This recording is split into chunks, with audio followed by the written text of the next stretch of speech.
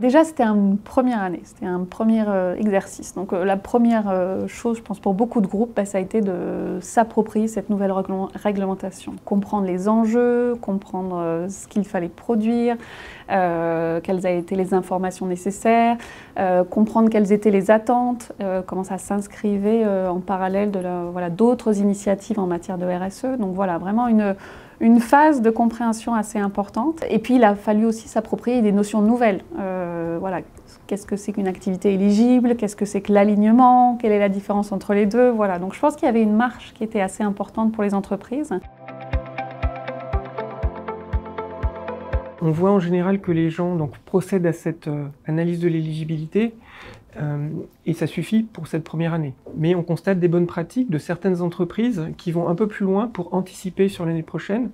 Ils vont déjà s'intéresser à la contribution substantielle, qui est la deuxième étape dans l'analyse de la taxonomie, pour pouvoir déjà être en mesure d'identifier toutes les informations complémentaires à analyser qui seront nécessaires l'année prochaine. Ça veut dire qu'en fait, elles auront déjà en interne les moyens de voir où elles seront en termes d'alignement la deuxième année, et donc de déceler s'il y a des discordances éventuelles entre l'éligibilité simple et l'alignement, et donc de voir si entre le reporting qu'ils font la première année et la deuxième, on va avoir des grosses différences ou pas.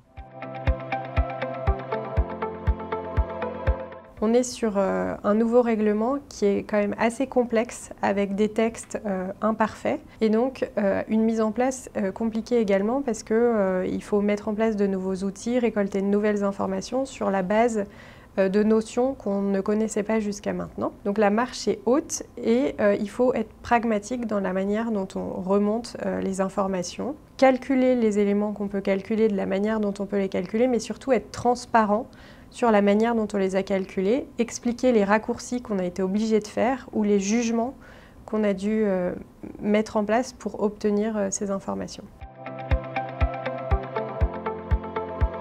Il y avait un foisonnement de KPI utilisés dans les DPEF, notamment en utilisant les terminologies vert, durable. Un point d'attention de l'AMF, c'est donc de dire attention aux terminologies de la taxonomie. Un chiffre d'affaires éligible n'est pas équivalent à un chiffre d'affaires durable. La notion de durable est réservée à la notion d'alignement. Un KPI vert n'est pas un KPI éligible.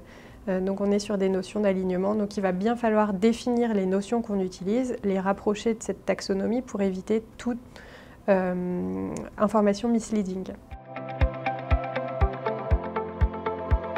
Ce que nous avons observé, c'est qu'il y avait très souvent, et ça nous a semblé une bonne pratique, une mobilisation conjointe des équipes finance et des équipes RSE. Parce que certes, c'est un sujet plutôt au départ extra-financier, c'est un sujet lié à la RSE, mais derrière, il y a des KPI, des indicateurs financiers.